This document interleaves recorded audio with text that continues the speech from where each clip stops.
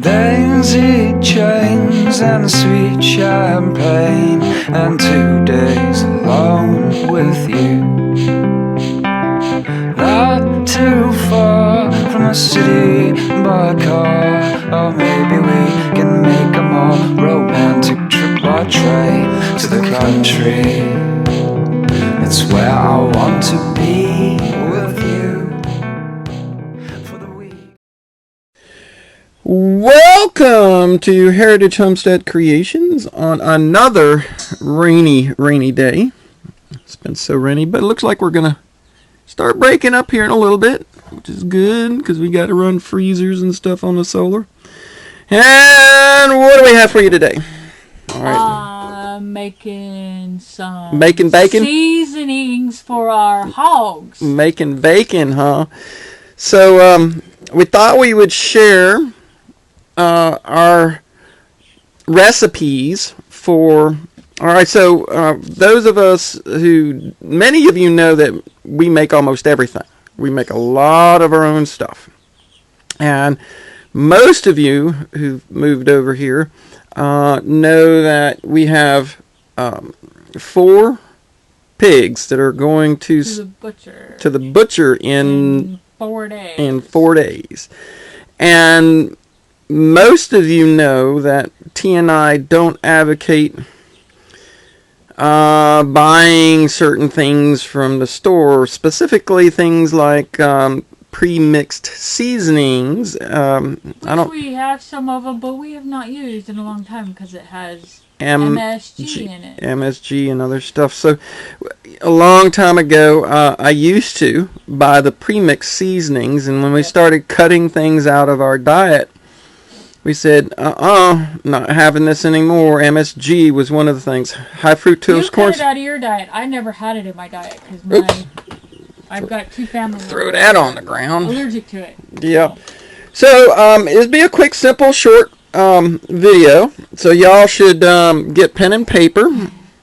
And you write this down. I'm not going to type it out or write it out. Yeah, that's, you want it, you can do it. So if you are interested in and ever do, because we butcher most of our own stuff. The main reason we are not going to butcher the hogs is we're not really set up to do bacon and ham, smoking and seasoning the bacon and ham. Smoker yet, and we don't exactly have the saw to cut them in half. Well, we don't have a meat saw, but we could do. I mean, we could work around that because we've pulled. When we quarter up a deer or we've quartered up the elk that we've done, and whenever we quarter up a 4-legged animal, we can pull off a hind quarter, and that's essentially the ham, and we can do that just fine. Oh yeah.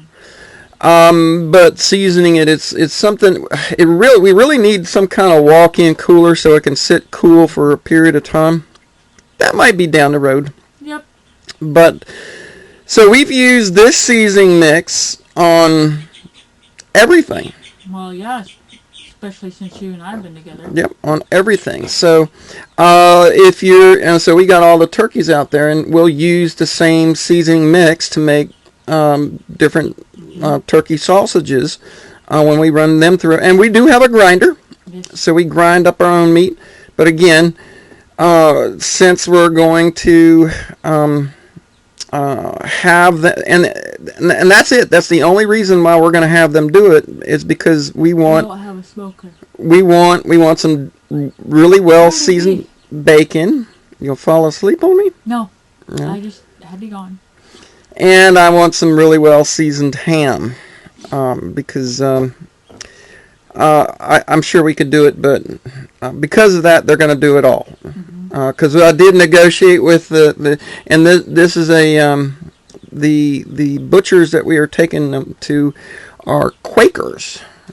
Quakers, and so I haven't even asked them about their seasoning mix for their sausage or any of that. All I know is that the lady that we got the hogs from, she said she used Amish. She did not like She didn't like the flavor. There was another butcher about an hour up the road. We got a hog from somebody 2 years ago when we were up there in it Missouri, wasn't- and that flavoring wasn't all that great. and we're not really sure about the quality of business because we should have had more meat than we got back. Right. There were some issues. So the folks that we got the meat from no longer use those folks anymore either. yeah, no, that's true. So anyway, we're in the process of mixing it up, and so we're going to share that recipe with you. We're not going to show you the whole process because guess what? It's not very entertaining or whatever. But so we purchased in bulk before That's stuff that we haven't managed to grow, but things like this. the time we grew. The thyme, those are herbs that we've grown and harvested. What we haven't, like the ginger, we're still trying to get that to grow. The idea would be that one day that we would do all that because we got basils and oreganos and coriander. There's a lot of the herbs that we have produced ourselves, and some of it we haven't.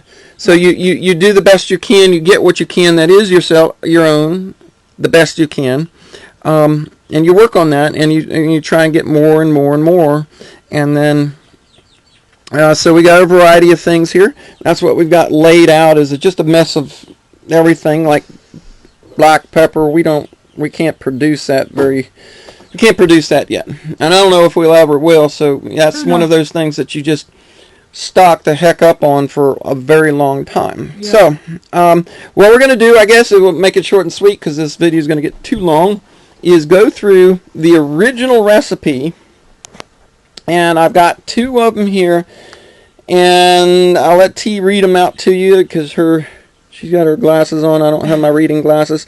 And what we've done is we've multiplied it up. So like with the Italian sausage sausage, if you've got 10 pounds of meat, and if you want to, and then you just multiply it however many pounds of meat. So like we had 40 pounds of elk meat one time, and this is what this recipe was for, but we've used it on our deer and our pork we had up in Montana too. So here we just have multiple. So we're going to be doing this, and what we do is we'll mix a huge bowl of it, and then we'll go and dump it in a jar, and then we'll note how much to put per pound. If the jar holds 35, enough seasoning for 35 pounds, when we talk to the folks at the butcher, we'll say, do the math, determine how many pounds it is, and then take out proportionate how much is going to come out of there. So you may do different. So what we'll do is I'll let T read through. So for the breakfast sausage, we've got 7 pounds of if you've got 7 pounds of meat, you've got salt, you've got 2 tablespoons plus a teaspoon. But then if you've got 35 pounds, you'd end up with 35 teaspoons, or basically tablespoons, 35 tablespoons, and then teaspoons, 35 teaspoons, which equates to 11 tablespoons. There you go. Plus 2 teaspoons. So, and then you've got ground pepper.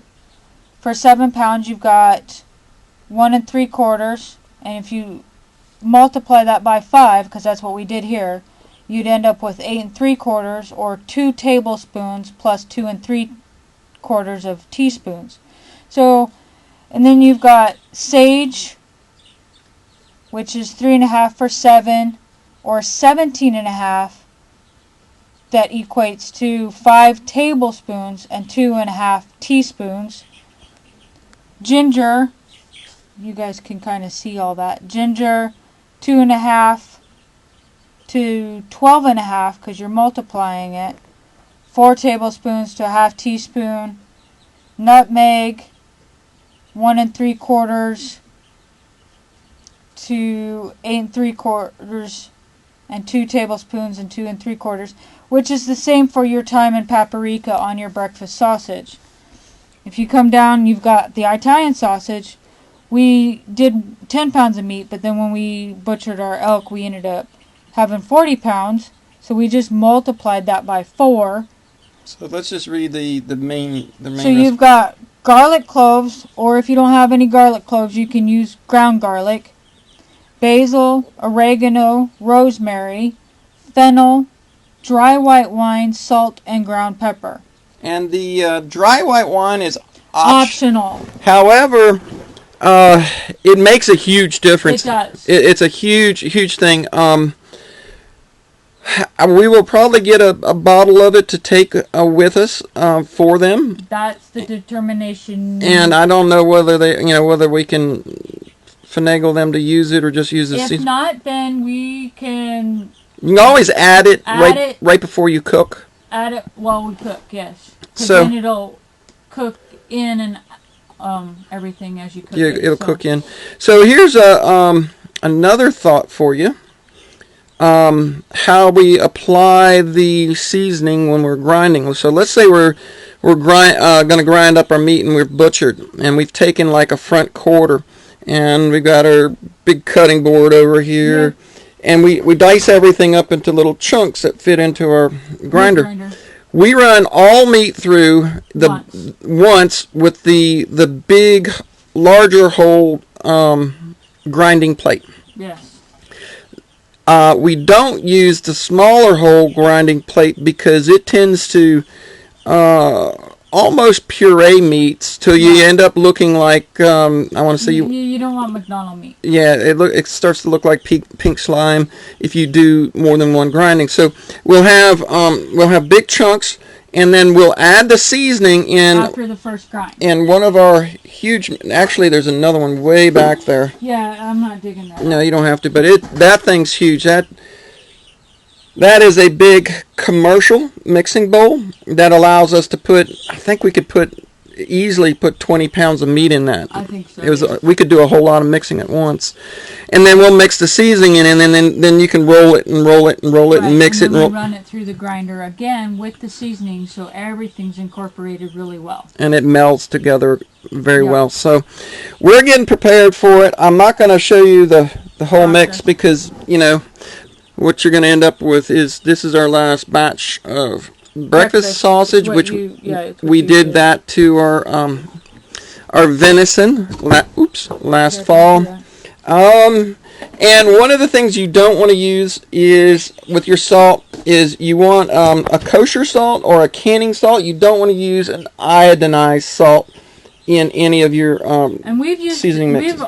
When we've done this, we've always used the Himalayan salt, and it's done very well because we end up freezing all of our meat. Yeah, so all our meat goes into baggies and gets frozen. But we thought we'd share that with you because many of you I know are doing this more and more in your own preparations. And a lot of you, there's been quite a few of you that have gone, because Erin's always talking about her cookies, and a lot of you have asked for the recipe on that, and I think I've posted that recipe. It was on the old channel, and it got taken down. So that may be one we'll have to do soon. I may have to do that soon, I guess.